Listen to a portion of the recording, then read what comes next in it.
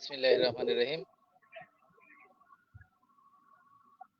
Destiny movement কর্মসূচির ধারাবাহিক প্রক্রিয়ায় যথারীতি আমরা আজকেও আরেকটি লাইভ সেশন কন্টিনিউ করতে যাচ্ছি।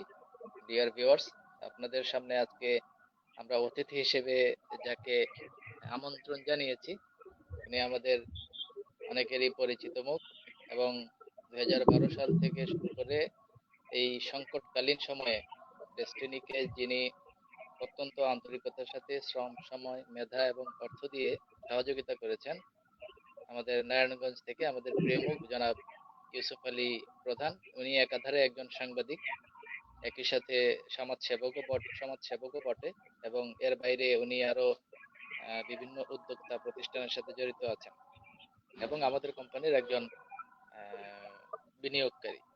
জনাব ইউসুফ আলী প্রধান ফ্রম নারায়ণগঞ্জ, আপনাকে আজকের এই ডেস্টিনি মুভমেন্ট কর্মসূচির প্রোগ্রামে সময় দেওয়ার জন্য আপনার প্রতি ধন্যবাদ এবং কৃতজ্ঞতা প্রকাশ করছি এবং আজকের এই প্রোগ্রামে আপনাকে স্বাগতম জানাচ্ছি। জি, আসসালামু আলাইকুম। অসংখ্য ধন্যবাদ বোরানুদ্দিন সাহেব, আপনাকে। খুব ভালো লাগছে যে এই প্রোগ্রামটা প্রতিনিয়ত শত ব্যস্ততার মাঝে একটু চোখ ভুলাই, দেখি আসলে আলোচনা কি হয়। শুধু এই প্রোগ্রাম না, যতগুলো প্রোগ্রাম হয়ে থাকে সবগুলো প্রোগ্রামে একটু টাচ করার চেষ্টা করি যে আসলে আমরা আমাদের সর্বোচ্চ দিয়ে, কিছু মানুষ হয়তো বা শুধু বিনিয়োগই করেছে এখানে, তা আমরা এখানে শুধু বিনিয়োগই করি নাই, মানে অর্থ বিনিয়োগই করি নাই, নিজের জীবনটাকে বিনিয়োগ করেছিলাম এই প্রতিষ্ঠানকে। ওইভাবেই আহ ওইভাবেই শুরু করেছিলাম এবং খুব অল্প সময়ের মধ্যে একটা অবস্থানে যাওয়ার চেষ্টা করেছিলাম। কতটুকু নিজে অর্জন করেছি সেই বিষয়টা না, কিন্তু কোম্পানিকে কিন্তু সর্বোচ্চ দিয়েই ভালোবেসেছি এবং আজও পর্যন্ত কোম্পানিকে ভালোবেসে যাচ্ছি নিঃসন্দেহে। তো নারায়ণগঞ্জ থেকে একটা চাকরির পাশাপাশি প্রতিষ্ঠানকে ভালোবেসেছিলাম 2008 সালে যখন জয়েন করি। তো শুরুতেই আমি আমার জয়নিং স্টার্টটা আমি বলি যে আমি কিভাবে জয়নিং করি। এখানে জয়নিংটা হলো 2008 সালে মেবি আগস্ট সেপ্টেম্বর মাসে। শুরুতে আমার এক প্রিয় ভাই, আমার নামই নাম ইউসুফ ভাই, উনি আমাকে ইনভাইট করে নিয়ে যায়। পরে 5,000 টাকা, তখন চাকরি করি একটা টেক্সটাইলে। ওই টেক্সটাইলের থেকে 5,000 টাকা ম্যানেজ করাটা খুব কষ্টকর। যাই হোক, কষ্ট করে ম্যানেজ করে ওই টি প্লান্টেশনের 5,000 টাকার একটা প্যাকেজ নেই। এই 5,000 টাকাই বিনিয়োগ আমার ডেস্টিনিতে। অর্থ এই 5,000 টাকাই বিনিয়োগ, কিন্তু নিজেকে তৈরি করতে আর বিজনেসটাকে ডেভেলপমেন্ট করতে এখানে একটা হিউজ পরিমাণ একটা বিনিয়োগ হয়। এই বিনিয়োগটা দেখা গেছে ক্ষুদ্র ক্ষুদ্র আকারে হয়। দেখা গেছে 5টা প্রশিক্ষণের জন্য বিনিয়োগ হয়েছে, তারপরে ট্যুরের জন্য বিনিয়োগ হয়েছে, প্রতিনিয়ত নারায়ণগঞ্জ ঢাকা যাওয়া আসা একটা বিনিয়োগ হয়েছে, পুরো টিম সেট আপ করতে একটা বিনিয়োগ হয়েছে। এই বিনিয়োগটা আমরা সবাই জানি, কম বেশি অনেকেই জানি বিনিয়োগটা কিভাবে হয়ে থাকে। সবচেয়ে মজার বিষয় হলো যে ডেস্টিনিতে কাজ করেছি 2008 সাল থেকে 12 সাল পর্যন্ত। 12 সাল তো পুরো কাজ করার সুযোগ হয় নাই, তো এর মাঝেই স্টপ হয়ে যায়। তো এই তখন পর্যন্ত যতটা না পরিচিত মুখ ছিলাম, তার চেয়ে বেশি পরিচিতি তৈরি হয়েছে এই ডেস্টিনি যখন কার্যক্রমটা যখন বন্ধ থাকে তখন এর চেয়ে বেশি পরিচিতি অবস্থানে আসছে। সেটার কারণ হলো, তখন দেখা গেছে আমাদের উপরে যারা ছিলেন, যারা কোম্পানিটাকে, যাদেরকে মনে করতাম যে তারাই কোম্পানি, আমি ব্যক্তিগতভাবে মনে করতাম যে একজন ক্রাউন এক্সিকিউটিভ আছেন, একজন ক্রাউন অ্যাম্বাসেডর আছেন এবং অসংখ্য ডায়মন্ড আছেন, তারাই বুঝি কোম্পানি। তাদেরকেই কোম্পানি মনে করতাম আমি বেসিক্যালি, যে তিনি যেটা বলতেন এটাই হলো আইন। তো এই ব্যক্তিগুলো যখন কিছুদিন যাওয়ার পরে তারা সরে গেল, আস্তে আস্তে আস্তে সরে গেল, তখন দেখা গেছে আমার মতো ক্ষুদ্র একজন ব্যক্তির কাছে দায়িত্ব চলে আসে। এটা একটা সময় খুব ভালো লাগতো যে আমি দায়িত্ব বহন করছি, আমি অমুকের জায়গায় যাচ্ছি, আবার নতুন করে দৌড়াচ্ছি, কাজ করছি। একটা প্রতিষ্ঠানকে ফিরিয়ে আনার জন্য আমার চেষ্টাটুকু, মানে তখন মানুষ আমাকে দেখে হাসতো। এর আগে এতটা হয়নি। যখন প্ল্যান দেখাইছি, জয়েনিং করাইছি, তখন এই বিষয়গুলো হয়নি। যখন শেষ অবস্থায় মানুষের কাছ থেকে বিনিয়োগের টাকা নিছি, অর্থাৎ নতুন গুলো কোম্পানি করেছি অনেকগুলো, আমার নিজের একটা প্রতিষ্ঠান ছিল, সে প্রতিষ্ঠানটা হলো end user. End user marketing and distribution. End user, হ্যাঁ, জি, end user marketing and distribution. তো এই এন্ড ইউজার মানে, ডিএমডি ছিলেন, ওটা হ্যাঁ, ডিএমডি ছিলেন জি, আপনি। জি, ডেপুটি ম্যানেজিং ডিরেক্টর, ডিএমডি ছিলাম। তো ওই প্রতিষ্ঠানের অর্থগুলো আমাকেই সংগ্রহ করতে হয়। নারায়ণগঞ্জ থেকে সিংহভাগ টাকা আমি আমার হাত দিয়ে দিয়েছি বিভিন্ন মাধ্যমে। তারপরে কোঅপারেটিভও করেছি অনেক কিছু। তো এই সময়টা আমাকে অনেক পরিচিত হয়। যেমন উম, মানিকগঞ্জ, টাঙ্গাইল, তারপরে গাজীপুর, কিশোরগঞ্জ, নারায়ণগঞ্জ, মুন্সিগঞ্জ, এই অঞ্চলগুলোতে একটা পরিচিতি লাভ করি। তথা না, ঢাকার মধ্যেও অনেকগুলো থানা। আমি আগে জানতাম না যে ঢাকাতে 56টা থানা, 57টা থানা। কাজ করতে গিয়ে জানা হয়েছে আর কি। হুম, ঢাকার অধিকাংশ থানাগুলোতে, যাওয়ার সৌভাগ্য হয়েছে লাস্ট মোমেন্টে কাজ করার পরে। তো মূল আজকের আলোচনা, আমার সম্মানিত বোরহান ভাই আছেন, তিনি বিষয়টা শেয়ার করবেন। আমি আমার পরিচয়টুকু দিলাম, মাঝে মাঝে আমাকে একটু নাড়া দিবেন। আপনি শুরু করেন। জি, আসসালামু আলাইকুম। জি, ধন্যবাদ।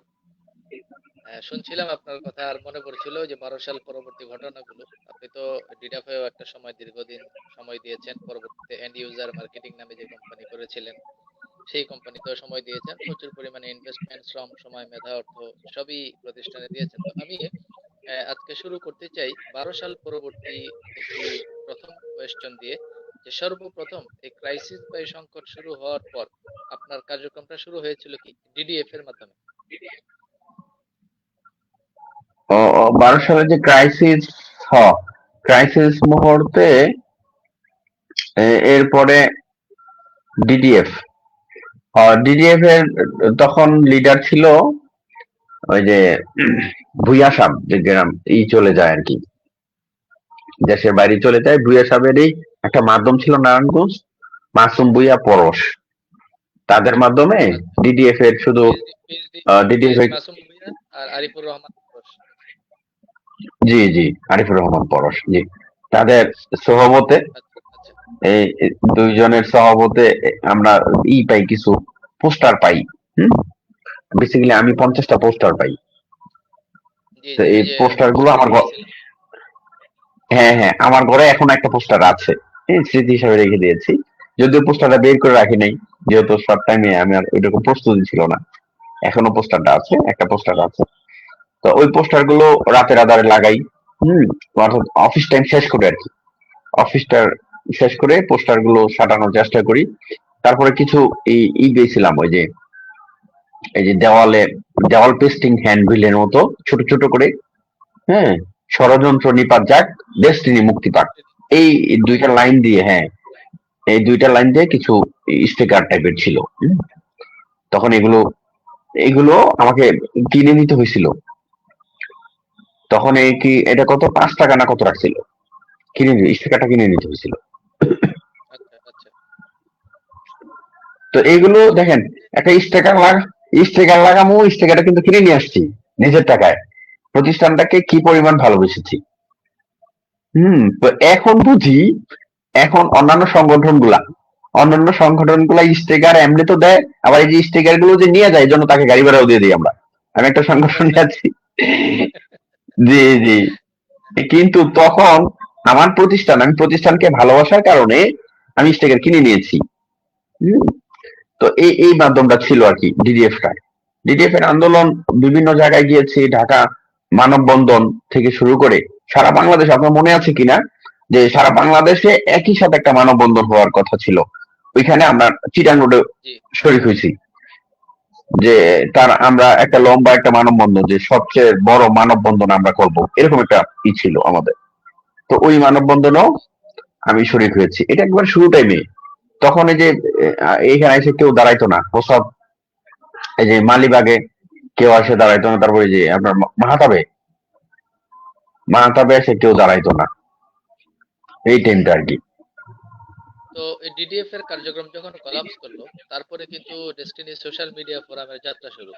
তো ডেস্টিনি সোশ্যাল মিডিয়া ফোরাম, তারপরে এটা গোডায়ামন্ড আসলো, তারপরে আপনার বিল ডেস্টিনি আসলো, ডিডাফ আসলো। আপনি তো ডিডাফের সাথে সম্পৃক্ত হয়ে কাজ শুরু করেছিলেন। তো আমার একটা কোয়েশ্চন, 12 সাল পরবর্তী এই পর্যন্ত সময়ে বিভিন্নভাবে কোশেয়ার বলেন বা বিভিন্ন পারপাসে বলেন, আপনি এই পর্যন্ত কত টাকা ইনভেস্ট করেছেন প্রতিষ্ঠানে? কোষেয়ার বাবদ আর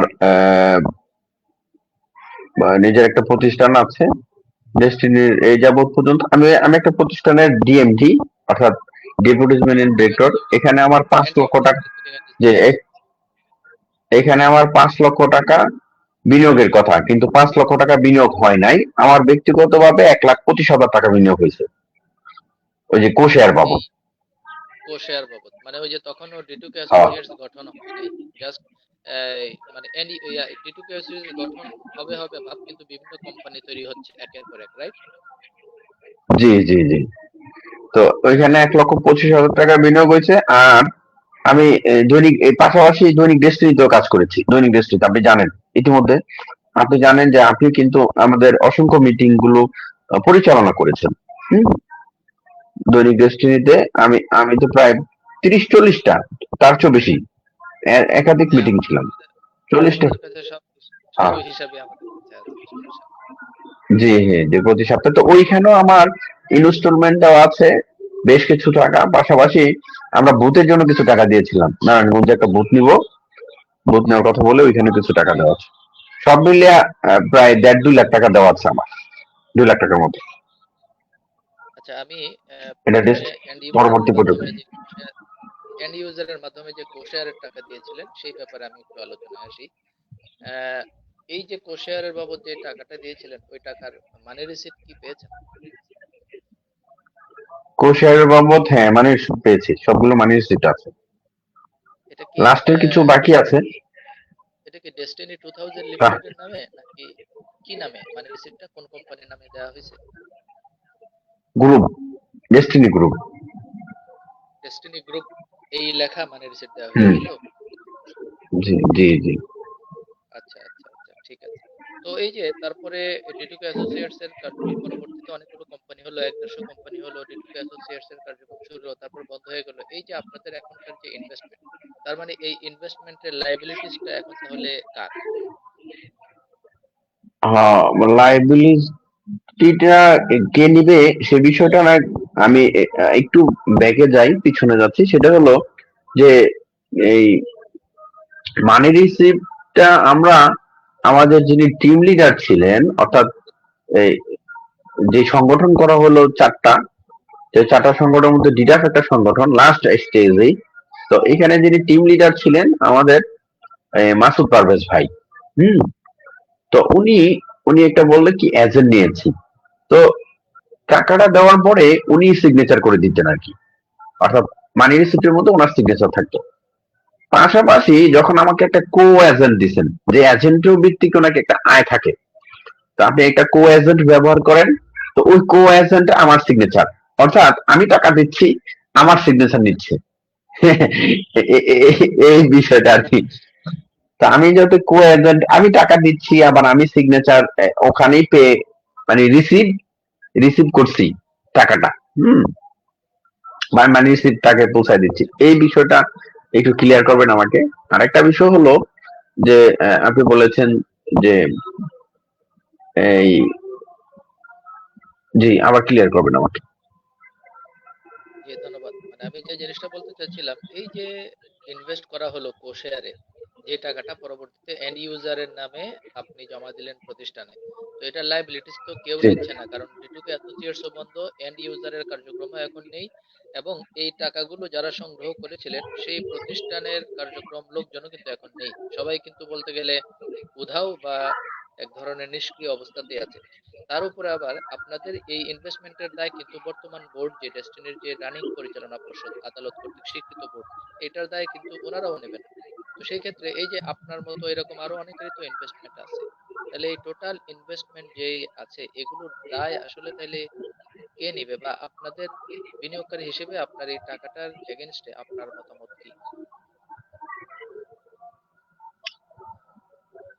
আমার মতামত, আমার এই ক্ষুদ্র জ্ঞানে, অর্থাৎ আমি যে একটা প্রতিষ্ঠান পরিচালনা করব এই যোগ্যতা আমার ওইভাবে তৈরি হয়নি। আমাকে শিখিয়ে দিয়েছেন আমার চারপাশে যারা ছিলেন, আমাকে যারা উদ্বুদ্ধ করেছেন। হয়তো তাদের সাথে এখন কমিউনিকেশন নাই। আমি নিজেও একটা, যে আপনি যে কথাটা বলছেন যে অনেকেই ঘা টাকা দিয়ে আছে, অনেকে হারিয়ে গেছে, কিন্তু যারা প্রকৃতপক্ষে টাকাটা দিয়েছে, যারা এই শেয়ার হোল্ডার, ডিরেক্টর, আমার নারায়ণগঞ্জে প্রায় 18-19 জন আছে শেয়ার হোল্ডার এবং ডিরেক্টর সহ। আমি তাদের কাছ থেকে টাকা নিয়েছি। জি। দুঃখজনক হলো সত্য, দুঃখজনক হলো সত্য যে গত সপ্তাহের আগের সপ্তাহ, অর্থাৎ 10-12 দিন আগে আমাকে একজনে ফোন দিয়ে বলতেছে, ইউসুফ ভাই আমাকে টাকা দিবেন না? তো বললাম আমি কিসের টাকা দিব? বললো ওই যে কোষের টাকা বাবু দিচ্ছেন। তা বললাম এটি তো প্রতিষ্ঠানকে দিয়েছে। তারপরে উনি আমাকে এক প্রকার হুমকিও দিয়েছে। আমি নাম মেনশন করবো না, উনি একটা চাকরি করে, উনিও প্রবলেমে আছে। উনি যেহেতু অল্প কিছু টাকা দিয়েছে, তো এই অল্প কিছু টাকার জন্য সে আমাকে হুমকিও দিয়েছে যে আপনি কই আছেন বলেন, আমি আসবো, লোকজন নিয়ে আসি। তো নারায়ণগঞ্জে থাকে, হয়তো বা সৎভাবে আছি। আমি মাঠ থেকে যতগুলো টাকা নিয়েছি প্রত্যেকটা টাকা এমডি রফিকুল আমিন সাহেবের হাতে দিয়েছি। হ্যাঁ, এবং চেষ্টা করছি ওনার হাতেই দেওয়ার জন্য, কারণ আমার সাথে নয়, ওনার হাতেই দেওয়ার জন্য চেষ্টা করছি। হাসপাতালে গিয়ে হোক আর যেখানে থাক, ওখানে মানে রফিকুল ওনার হাতে আমিনের দেওয়ার ক্ষেত্রে চেষ্টা হয়তো করেছি। পারডেমে এবং পিজিতে আমরা যখন যেতাম, আমরা তো সরাসরি ওনার হাতেই আমরা টাকা দিছি বিভিন্ন সময়। জি, জি, জি, জি, যতটুকু পারছি আর কি কালেকশন করে ওনার, আমরা কারো অনেক সময় দেখা গেছে কেউ গেলে তার হাতে দিয়ে দিয়েছি। এরকমটা খুব কম হয়েছে আমার। আমি ওনার হাতে দেওয়ার চেষ্টা করছি। তো তো এখন এই যে দেখেন, এই যে এই যে দেখেন টাকা টাকা দেয়া হলো রফিকুল আমিনের হাতে, কিন্তু টাকার দায় এখন বোধ করছেন বা প্রেসার ফিল করছেন আপনি, বা ফোন দিচ্ছে আপনার কাছে। তো এই ব্যাপারটাকে সমাধানের জন্য আসলে আপনার বিনিয়োগকারী হিসেবে চাওয়া কি? আমি বিনিয়োগকারী হিসাবে আমার চাওয়া, যেমন শুধু উনি যে হুমকি দিচ্ছে বিষয়টা এরকম না, আরো অনেকের সাথে আমি দেখাও করতে পারতেছি না লজ্জায়। এই যে 20-25 জন মানুষ, এই ব্যক্তিগুলো যে আমার জীবন থেকে হারিয়ে যাচ্ছে, আমি তার সাথে লজ্জায় যোগাযোগ করি না, তিনি ফোন দেন না, তিনি ফোন দিলে আমি রিসিভ করি না, তাদের ফোনগুলো আমি ব্ল্যাক লিস্টে রেখে দিয়েছি।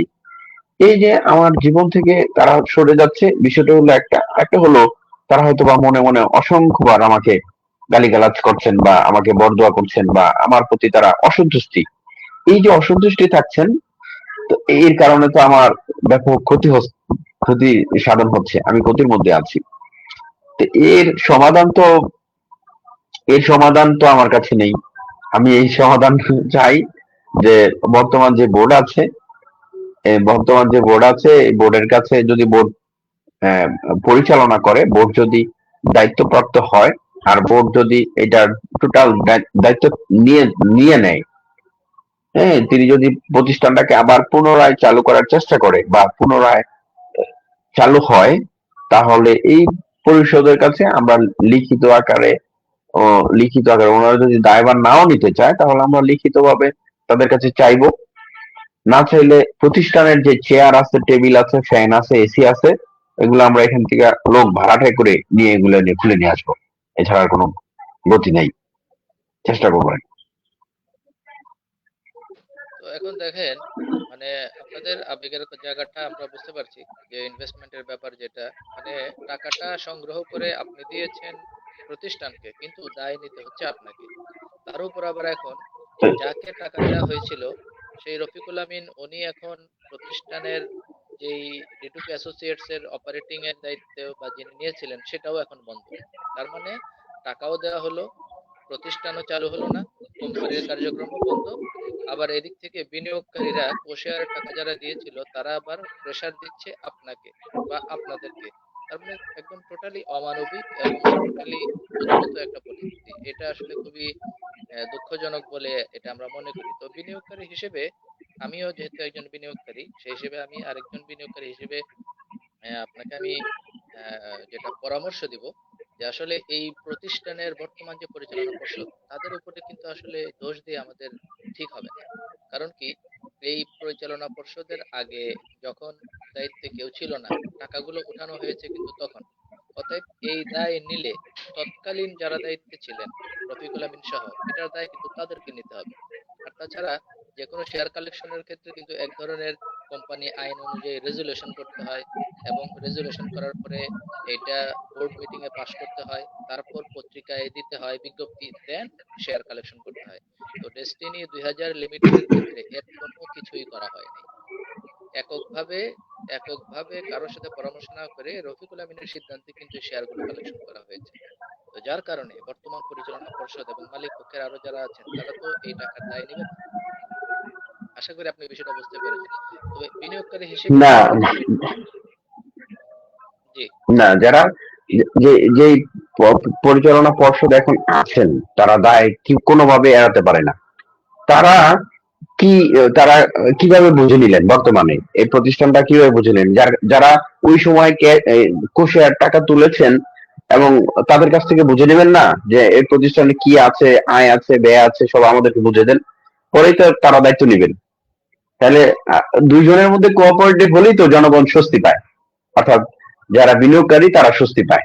অর্থাৎ পূর্বে যারা কমিটিতে ছিলেন এবং বর্তমানে যারা নতুন কমিটিতে দায়িত্ব বহন করেছেন, এই দুইটা কমিটি অর্থাৎ মালিক পক্ষ দুইটা কমিটি, তারা যদি বসে তারা যদি বসে এটা সমাধান করে নেয় তাদের মধ্যে, যে আপনি কোষার কিভাবে তুলেছেন বা কোন পারপাসে তুলেছেন, কি করেছেন না করেছেন, এই বিষয়গুলো আমাদেরকে শেয়ার করেন, হ্যাঁ, দেন আমরা তাদের সকল দায়ভার আমরা নিয়ে নিচ্ছি।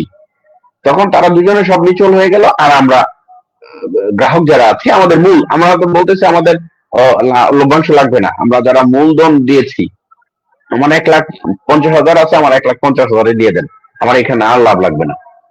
তাহলেই সাধারণ বিনিয়োগকারীরা একটু স্বস্তি ফিরে পায়। এখানে একটা ওই যে শুভঙ্করের ফাঁকি দেওয়া হয়েছে। দেখেন, প্রথমে আপনাদেরকে বলা হলো ডেস্টিনির শেয়ার, মানি রিসিপ্ট দেওয়া হলো ডেস্টিনি গ্রুপের, কিন্তু পরবর্তীতে ওই টাকাটা ট্রান্সফার করে নেওয়া হলো এন্ড ইউজার মার্কেটিং এ এবং ডিটুকে অ্যাসোসিয়েটস। এটা কিন্তু একটা শুভঙ্করের ফাঁকি। আপনি কি বলেন?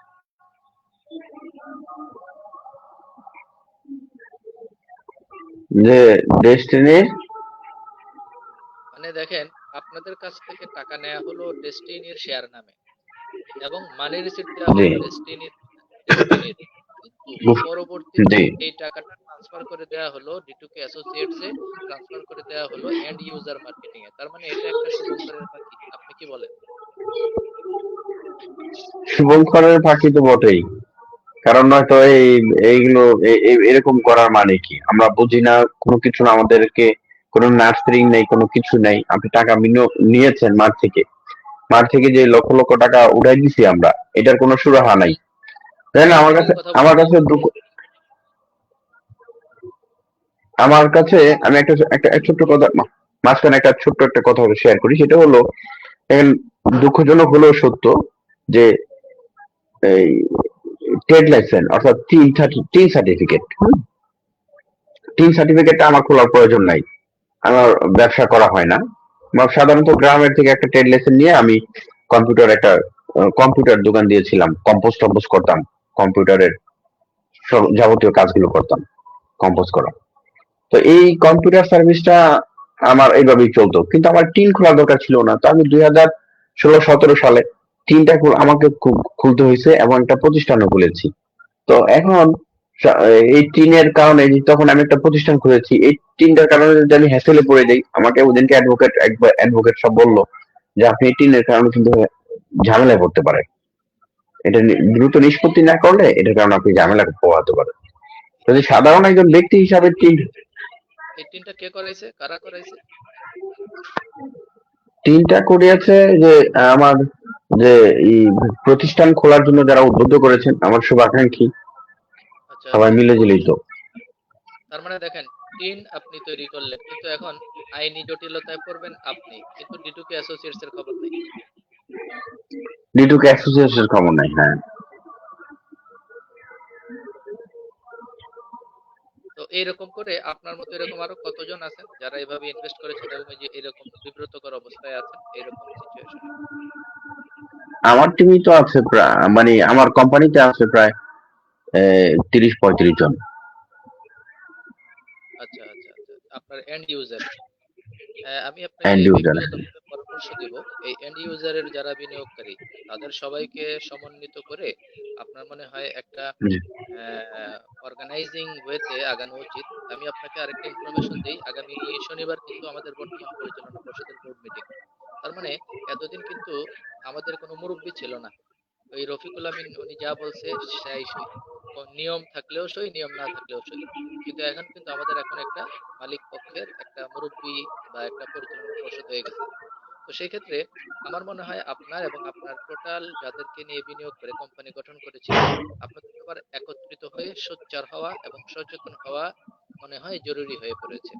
কারণ এইভাবে আপনার মাধ্যমে আরো অনেকেই যারা আসবে তারা প্রত্যেকেই কিন্তু আজকে বিনিয়োগ করে বিব্রতকর অবস্থায় আছে, কোম্পানিও নাই, ডিটুকে অ্যাসোসিয়েটসও নাই। আবার এদিকে ডেস্টিনির নামে যে শেয়ারের কথা বলা হয়েছিল সেই ডেস্টিনির শেয়ারের অনুমোদনও কিন্তু কেউ দিচ্ছে না। তাহলে এই টাকাটা যারা দিল তারা ডেস্টিনির মালিকানাও পাচ্ছে না, ডিটুকে অ্যাসোসিয়েটসও বন্ধ, ব্যবসাও করতে পারতেছে না। এদিকে আবার টিন সার্টিফিকেট, এই সেই জটিলতার কারণে আইনি একটা ঝামেলার মধ্যে যাচ্ছে। তাদের তো কোনো অপরাধ নেই।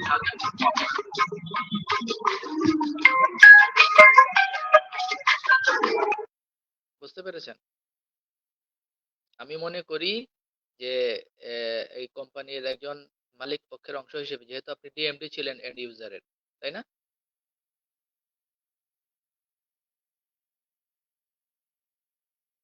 হ্যালো,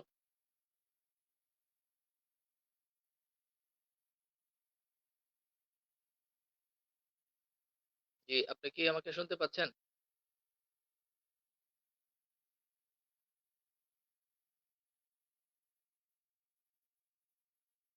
হ্যালো, আমরা একটু ডিসকানেক্ট হয়ে গেছি, আমরা আবার কানেকশনে চলে আসবো কিছুক্ষণের মধ্যেই।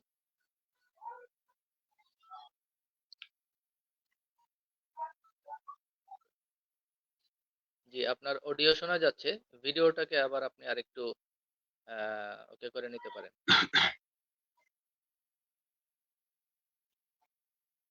হ্যালো, আপনি কি শুনতে পাচ্ছেন? আমরা কিছুক্ষণের মধ্যে হয়তো বা আবার জয়েন করব, আমরা অপেক্ষায় আছি আমাদের প্রতিষ্ঠান। তো দেখেন, যে জিনিসটা বলছিলাম যে এই যে আমাদের নারায়ণগঞ্জের যিনি বিনিয়োগকারী ইউসুফ আলী প্রধান, উনি একটি প্রতিষ্ঠান তৈরি করেছিলেন, সেটির নাম end user marketing and distribution. মানে প্রথমে ওনার কাছ থেকে নেওয়া হয়েছিল কোশেয়ার, কোশেয়ার বাবদ ডেস্টিনির শেয়ার বাবদ টাকা। তো ডেস্টিনির শেয়ার বাবদ টাকা নেওয়ার পর এটাকে ট্রান্সফার করে ওনাকে একটা নতুন প্রতিষ্ঠান তৈরি করতে বলা হইলো, যেটার নাম দেওয়া হলো end user marketing and distribution. এবং এই end user marketing and distribution এই লিমিটেড যেই কোম্পানিটা, এটা তৈরি করার পর তারপরে এটাকে ডিটুকে অ্যাসোসিয়েটস এর সাথে সম্পৃক্ত করে একটা ব্যবসায়িক কার্যক্রম কন্টিনিউ করার একটা সিদ্ধান্ত নেওয়া হলো। কিন্তু দেখেন, এখন না আছে ডিটুকে অ্যাসোসিয়েটস, না আছে আপনার end user marketing and distribution limited, আর না আছে আপনার ধরেন আহ, এই টিটুকি অ্যাসোসিয়েটস এর কোনো কার্যক্রম। এবং এই যে কোশেয়ারের টাকা ওনারা ইনভেস্ট করেছিলেন, উনি চলে আসছেন, আমরা আমাকে অ্যাড করে নিচ্ছি। জি, নেট মনে হয় একটু প্রবলেম ছিল, এখন শুনতে পাচ্ছেন? জি। জি। তো যে জায়গাটায় আমরা ছিলাম, আপনাদের ইনভেস্টমেন্টটা হলো ডেস্টিনির শেয়ার হিসেবে।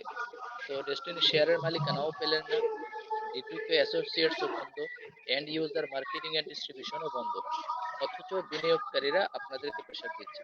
তো সেই হিসেবে আমি মনে করি আপনাদের বিনিয়োগকারী হিসেবে যারা আপনারা কোম্পানি গঠন করেছিলেন, আপনাদের একতাবদ্ধ হওয়া উচিত, ঐক্যবদ্ধ থাকা উচিত।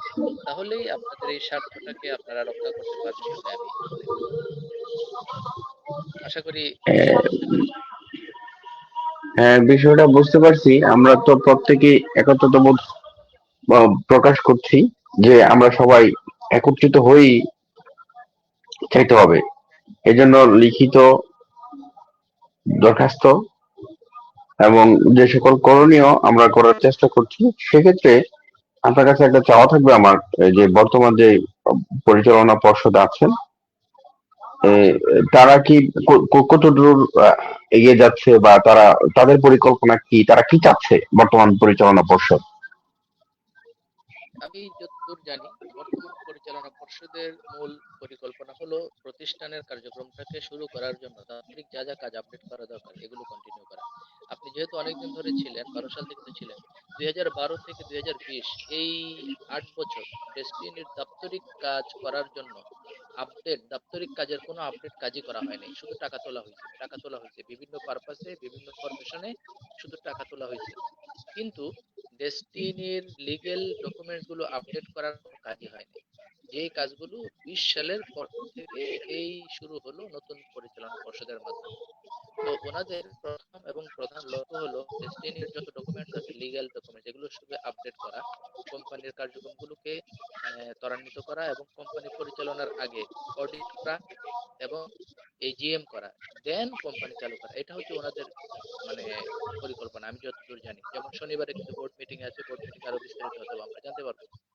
তো আমরা যেটা করতে পারি, আপনি আমি বা আমরা যেটা করতে পারি, ওনারা কিন্তু এই লায়াবিলিটিস এর জন্য দায় নিতে বাধ্য নন, কিন্তু যেহেতু মালিক পক্ষ আমরা ওনাদের কাছে আবেদন করতে পারি, লিখিত আকারে আমরা ওনাদেরকে আবেদন করতে পারি, ওনাদের সাথে কমিউনিকেশন করতে পারি।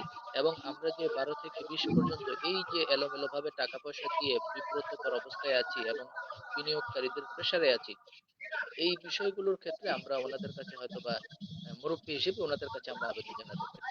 কিন্তু ওনাদের কাছে টাকা ফেরতের জন্য আইনি কোনো প্রেশার কিন্তু আমরা দিতে পারবো না, কারণ এই টাকাটা তো ওনারা নেন নাই। এটার দায় রফিকুল আমিনকে নিতে হবে, এটার দায় ডিটুকে অ্যাসোসিয়েটস কে নিতে হবে এবং এটার দায় ওই তৎকালীন যারা দায়িত্বে ছিলেন তাদেরকে নিতে হবে। তো মালিক পক্ষ হিসেবে যেহেতু নতুন পরিচালনা পর্ষদ হয়ে গেছে, আমরা ওনাদের সাথে বড় যে লিয়াজও করতে পারি এবং এই প্রবলেম থেকে বা এই সমস্যা থেকে উত্তরণের ক্ষেত্রে আমরা ওনাদের কাছে সহযোগিতা কামনা করতে পারি। That's all. জনাব ইউসুফ জি, আলী ভাই। সহযোগিতা, হ্যাঁ সহযোগিতা তো অবশ্যই চাইবো, সহযোগিতা অবশ্যই চাইবো। সেক্ষেত্রে আমার একটা কথা আছে এখানে, যে এই দায় তারা তো কখনোই নিবে না, কারণ যেহেতু টাকাটা তারা তুলে নাই। কিন্তু এখানে একটা বিষয় আছে, সেটা হলো আমাদের যে মানি রিসিপ্টে কিন্তু ডেস্টিনি গ্রুপ লেখা আছে, পূর্বের কিছু মানি রিসিপ্টে ডেস্টিনি গ্রুপ, অর্থাৎ পুরো ফর্মটাই, অর্থাৎ যে রিসিপ্টটা মানে রিসিপ্টে কিন্তু ডেস্টিনি গ্রুপের লোগোতে হয়েছে, পেজে হয়েছে, তাহলে ডেস্টিনি গ্রুপই তো যিনি দেখতে থাকেন। অর্থাৎ আমি আমি শার্টটা আমি আমার ছোট ভাইয়ের শার্টটা আমি পরেছি, যখন আমার গায়ে আসছে তখন আর ছোট ভাই নাই, তখন এটা আমার। আচ্ছা আচ্ছা আচ্ছা, ঠিক এখন আছে, ঠিক আছে। এখন দেশ এখন বর্তমান পরিচালনা পর্ষদ কোথায় থেকে আসলো, কিভাবে আসলো বা কেন আসলো, কিন্তু যখন সে এই প্রতিষ্ঠানের দায়িত্বে আছেন, আপনার যখন আপনার তিনি নেটে একটু আটকে আটকে আসছে, আপনার নেটে কথা।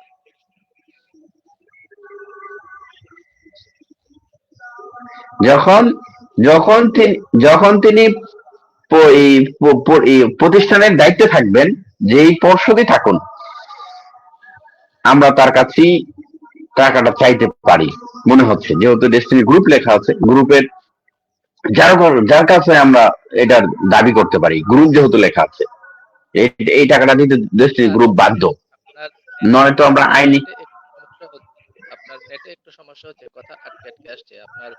এটা মনে হয় একটু চেক করে নিতে পারেন।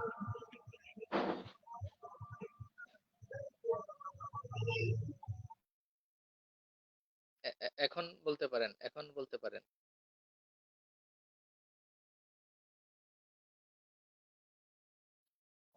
জি, এখন ঠিক আছে। জি, শুনতে পাচ্ছি। জি, আমি বলছিলাম যে যেহেতু মানি রিসিপ্টে ডেস্টিনি গ্রুপ লেখা আছে, সেক্ষেত্রে মনে হয় যে আমরা টাকাটা তাদের কাছে চাইতে পারি, সুন্দরভাবেই চাইতে পারি, লিখিত আকারে হোক, যেভাবে হোক, সহজ সরলভাবে চেয়ে নিতে হবে, যেহেতু আমরা টাকা দিয়ে ঠিকই গেছি, এখন টাকাটা চেয়ে চেয়ে নিতে হবে আর কি। আর গ্রুপ যেহেতু লেখা আছে, তাহলে আমাদের এর একটা প্লাস পয়েন্ট হয়েছে, যে আমরা বলবো যে আকুতি যেমন টাকা দিয়েছি, যে কোম্পানিকে ভালোবেসে দিয়েছি, একটা ইমোশনালির মধ্যে দিয়েছি, এটা এক ধরনের, আমি বলবো আমার সাথে, বিশেষ করে এখনো আমার সাথে যেটা হয়েছে, এখনো আপনার আমার সাথে নেট যেটা হয়েছে। আটকে আটকে আসছে। আপনি আপনার নেটের লাইনটা বন্ধ করে আবার চালু করতে পারেন। এখনো আটকে আটকে আসছে।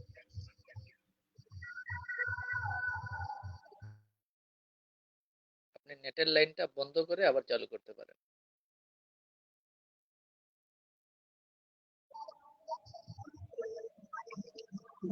এখন এখন ক্লিয়ার হয়েছে। জি, এখন শুনতে পাচ্ছি। জি, আমি আমি বলবো যে এক প্রকার আমার সাথে ইমোশনালি একটা ব্ল্যাকমেইল করা হয়েছে। ওই অর্থাৎ চাকরি করার পরে যখন মাহাতাব সেন্টারে যেতাম, মাহাতাব সেন্টারে গেলেই ইমোশনালি অনেক কথা বলে যে প্রতিষ্ঠান এই প্রবলেমে আছে, প্রতিষ্ঠান এই প্রবলেম আছে, প্রতিষ্ঠান এইটা সেটা, আহ, আবেগময় কিছু কথা বলে ইমোশনালি ব্ল্যাকমেলিং করে টাকা পয়সা তুলে। ওইখান থেকে যে শিক্ষাটা আসছে ওইটা আমি আবার মফস্বলে আসা প্রয়োগ করছি, মফস্বলে বইলা এই টাকাগুলো নিয়েছি, নিজ হাতে টাকাগুলো নিয়েছি। তো এখন এই যে ইমোশনালি ব্ল্যাকমেল করে টাকা নেওয়া, এই টাকা নেওয়ার পরে এখন যে ৯/৬ এখন উনি দায় এড়াবে না, উনি দায় নিবে না। তো এইটা আমাদের বেলায় কেন, বা এটা সাধারণ বিনিয়োগকারীদের বেলায় কেন, এটা একটা আমার প্রশ্ন আর কি। যে আমি টাকা দিলাম সহজ সরল ভাবে কষ্ট করে মানুষের উপকারের জন্য, হুম? যে প্রতিষ্ঠানের উপকার হবে, প্রতিষ্ঠানের মামলা চলবে, প্রতিষ্ঠান ঘুরে দাঁড়াবে, হ্যাঁ। তো সেই কথা বলার পরে যখন টাকা দেওয়া হয়েছে, তো সেই টাকা যেহেতু একটা প্রতিষ্ঠানে রূপ ধারণ করা হয়েছে, তো এখন সেই টাকা পাবো না কেন? আর সেই টাকা পেতে হলে এখন এত ব্যাখ্যা হতে হবেই কেন? হ্যাঁ, আপনার কথা এখনো কিন্তু আবার আটকে আটকে আসছে কিন্তু। আপনার ওই যে মাঝখানে সম্ভবত একটা ফোন আসাতে ওই টোটাল সিস্টেমটা একটু মনে হয় এলোমেলো হয়ে গেছে। মোবাইলটা সাইলেন্ট ছিল জি, মেবি, ওই কারণে আর কি। জি, জি, সাইলেন্ট না থাকায় ওই যে রিং বাজছে, তারপরে টেকনিক্যাল প্রবলেমটা, এর আগে কিন্তু প্রবলেম ছিল। যাই হোক, আমরা মানে একটা ধারণা আপনাকে দিতে পারলাম, বা আপনাকে একটা পরামর্শ দিতে পারলাম যে এখানকার এই ইনভেস্টমেন্টের যে ব্যাপারে এতক্ষণ আলোচনা হলো, এটার ক্ষেত্রে আমরা মালিক পক্ষের যারা বর্তমান পরিচালনা পর্ষদে আছেন ওনাদের কাছে আমরা আবেদন করা, আহ, সহযোগিতার ক্ষেত্রে আমরা ওনাদের কাছে দ্বারস্থ হতে পারি, এই আর কি। তো এখন আরেকটা নতুন পয়েন্টে যাই, আপনি তো শুনতে পাচ্ছেন আমাকে? জি, জি, আচ্ছা। তো এই যে ইদানিং আমাদের এই যারা ডিটুকে অ্যাসোসিয়েটস তৈরি করার মাধ্যমে ডেস্টিনিকে বিলুপ্তির ষড়যন্ত্রে লিপ্ত ছিলেন, সেই ব্যক্তিরা এখন ইদানিং ডেস্টিনির প্রতি অনেক মহব্বত হয়ে উঠছে ওনাদের। দেখা গেছে বিভিন্ন ভাবে ওনারা এখন বিভিন্ন সময় লাইভে আসতেছেন, মানে ডেস্টিনির এখন মাঠ অনেক বড়। এতদিন এই কোম্পানি নিয়ে কথা বলার কেউ ছিল না, আর এখন জনে জি, জনে জনে জনে এখন লাইভ করা হচ্ছে। আপনারা জি, হয়তোবা দেখছেন, আজকেও আজকেও অনেকে লাইভ করতেছেন, কালকেও অনেকে লাইভ করবে, শনিবারে আবার আমাদের কোম্পানির পরিচালনা পর্ষদের মিটিং। এই যে দেখেন সিরাজুম মনির, ইঞ্জিনিয়ার শহীদ, আবুল হাসান, এরা একসময় ডেস্টিনি ২০০০ লিমিটেডের কোনো পরিচয় দিত আজ থেকে ২-৩ বছর আগে? দিত না। তারা পরিচয় দিত ডিটুকে অ্যাসোসিয়েটসের অমুক অমুক কোম্পানির এমডি, অমুক কোম্পানির চেয়ারম্যান, হ্যান ত্যান বক্কর চক্কর হাবিজাবি আরো কত কি। কিন্তু এখন দেখেন একদিকে বৈশাখী মিডিয়া কিন্তু তাদের হাতছাড়া, জানেন নিশ্চয়ই। নতুন পরিচালন পর্ষদ জি, আসার পরে বৈশাখী কিন্তু এই যে তাদের অ্যাক্সেস কিন্তু বন্ধ। তার উপর আবার এদিক থেকে ২০০০ লিমিটেডের পরিচালনা পর্ষদেও তাদের মাতবরি বন্ধ। তার উপর আবার ধরেন এই বাংলাদেশের সার্বিক পরিস্থিতি বিবেচনায় মানুষও এখন অনেক সচেতন। তো সবাই সবকিছু জি, সম্পর্কে সচেতন থাকার কারণে আগের মতো করে ওনারা আর ওই নিজের মতো করে যা খুশি তাই আর করতে পারছেন না। এই কারণে বাধ্য হয়ে সবাই এখন আবার ডেস্টিনি ২০০০ লিমিটেডের পরিচয় দিচ্ছেন, এবং সবাই এখন মহা দরদি হয়ে উঠছেন। এই ব্যাপারটা নিয়ে আপনার বিনিয়োগকারী হিসেবে আপনার অভিমত কি? আপনিও তো তাদেরকে খুব কাছ থেকেই দেখছেন, এখনো দেখছেন। আপনার মূল্যায়ন। আসলে এই বিষয়ে তো কোনো কিছু তেমন কোনো মন্তব্য নাই। মন্তব্য একটাই যে আমরা অতি উৎসাহী না হয়ে, অতি উৎসাহী না হয়ে যখন যা কিছু করব মানুষের কল্যাণেই কাজ করব। অতি উৎসাহী হব না, সবসময় মানুষের কল্যাণেই কাজ করব। জি। তো, এখন যে মূল বিষয়টা আমার থাকবে, আমি ১ মিনিট আপনার ছুটি আপনার দিচ্ছি। নেটে আবারও প্রবলেম করছে।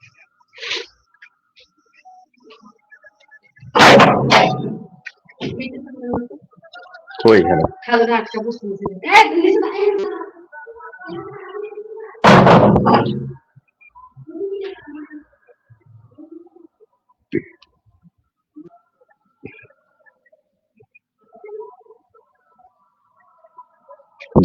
আমি যে কথাটা বলতে চাচ্ছিলাম যে অতি উৎসাহী না হয়ে আমরা আমাদের জি সচরাচর যেভাবে শুরু করেছিলাম শুরু থেকে, অর্থাৎ শুরু থেকে আমরা বলেছি মুখে যে আমরা প্রতিষ্ঠানটাকে ঘুরিয়ে নিয়ে আসবো, প্রতিষ্ঠানটাকে আমরা মুক্ত করব, আমরা আমাদের কর্মস্থল ফিরে পাবো, আমরা আমাদের জায়গাতে স্বতঃস্ফূর্ত ভাবে কাজ করতে পারবো, ডেস্টিনি ফিরে আসতেছে, আমাদের অ্যাকাউন্টে প্রচুর টাকা। আপনি ইতিমধ্যে আপনারও হয়তো বা যে আমাদের যে পূর্বের যে ডেস্টিনি 2000 লিমিটেড ছিল, ওই যেখানে আমার সেন্টার আছে, আমি এক্সিকিউটিভ, তো ওইখানে যে আমার অ্যাকাউন্টে অর্থ আছে, ওইখানে কিন্তু বেশ কিছু টাকা জমা আছে। তারপরে ডোরাতে আমার কিছু টাকা জমা দেওয়া আছে। এটা আপনি বুঝবেন, জি অন্যান্য মানুষ না বুঝলে আপনি তো বুঝবেন।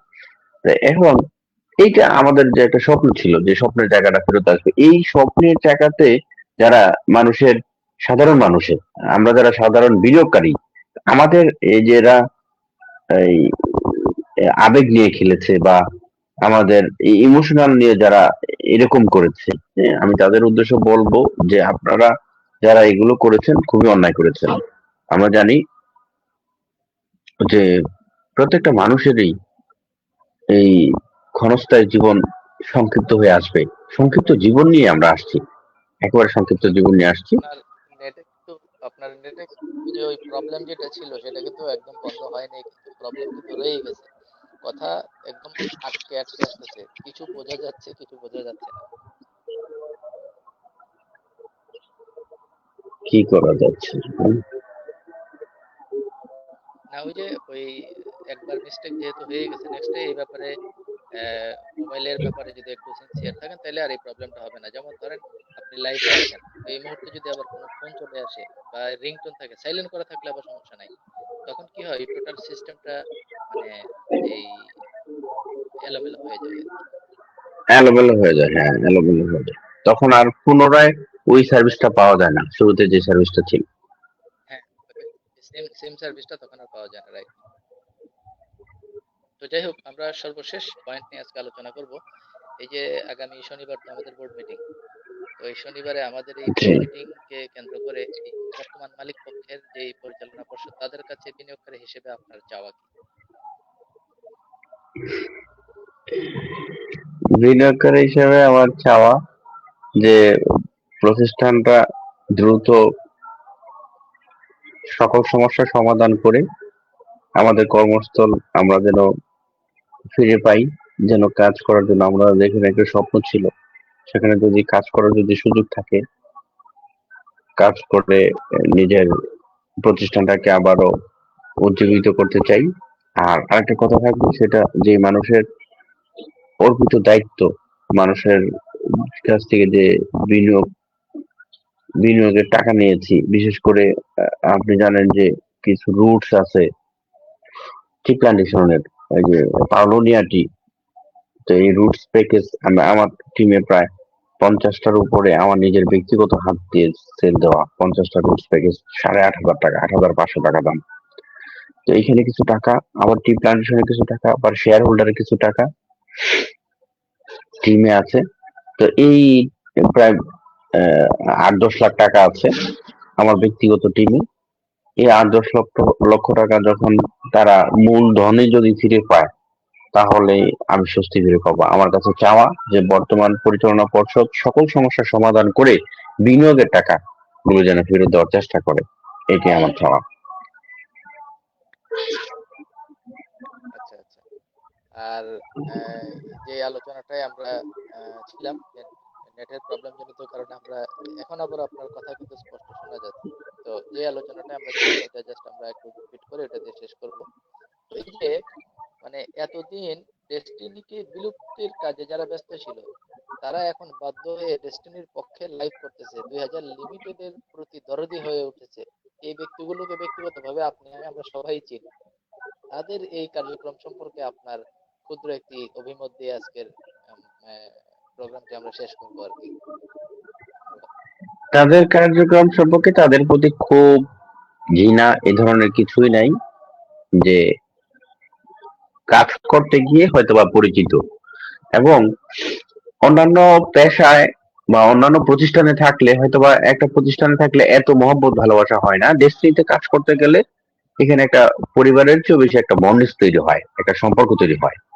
তো সম্পর্ক থাকার কারণে আপনার অ্যাসোসিয়েট থাকার কারণে কিন্তু দেখা গেছে বাবার কথা মানুষ অতটা শুনে নাই, আপনার কথা যতটুকু মানুষ শুনেছে এবং গুরুত্ব দিয়েছে, আবার অনেকে আপনার বাধ্যও করেছে শোনার জন্য। তো এই যে বাধ্য করা বা মানে তাকে ফলো করাটা বা জোর করে বাধ্য করানো, এইটাকে এইটাকে পুঁজি করে, অর্থাৎ এইটাকে পুঁজি করে যারা ব্ল্যাকমেলিং করেছে, ওই অ্যাসোসিয়েটেড ইমোশন নিয়ে যারা ব্ল্যাকমেলিং করেছে, আমি তাদেরকে বলবো যে আসলে এই সংক্ষিপ্ত জীবন, প্রত্যেকটা মানুষের সংক্ষিপ্ত জীবন, আমরা সংক্ষিপ্ত সময় নিয়ে আসছি, এগুলো অহেতুক করে কোনো লাভ নাই। ব্যক্তি অর্থাৎ প্রতিষ্ঠানকে যখন আপনি ভালোবাসবেন, আর প্রতিষ্ঠানকে যখন আমি ভালোবাসবো, তখন কারো ব্যক্তির উদ্দেশ্যে কোনো কিছু করা উচিত নয়। আমি এটা বলবো যে এখন এখনকার বাংলাদেশ আর 2000 সনের বাংলাদেশ, এই 23 বছর 24 বছরে কিন্তু অনেকটা পরিবর্তন হয়েছে। স্বাধীনের সময় বাংলাদেশ আর 2024 সালের বাংলাদেশ অনেক পরিবর্তন হয়েছে। ডেস্টিনিতে বলবো 2008 সালের ডেস্টিনি আর 2024 আওয়াজটা সালের একটু ডেস্টিনি কিন্তু ব্রেক করছে আর কি। 2008 সালের ডেস্টিনি আর 2024 সালের ডেস্টিনি কিন্তু এক নয়। 2024 সালে প্রত্যেকটা মানুষ কিন্তু সবকিছু বোঝে, এখন সবকিছু হাতের হাতের মুঠোয়। তো এখন আপনারা যে যাই করছেন না কেন পিছনে, আপনারা যে যাই করছেন পিছনে, সকল কিছু কিন্তু এখন পানির মতো পরিষ্কার হয়ে যাচ্ছে, সবকিছু কিন্তু মানুষ পুঙ্খানুপুঙ্খ ভাবে জেনে যাচ্ছে। অতএব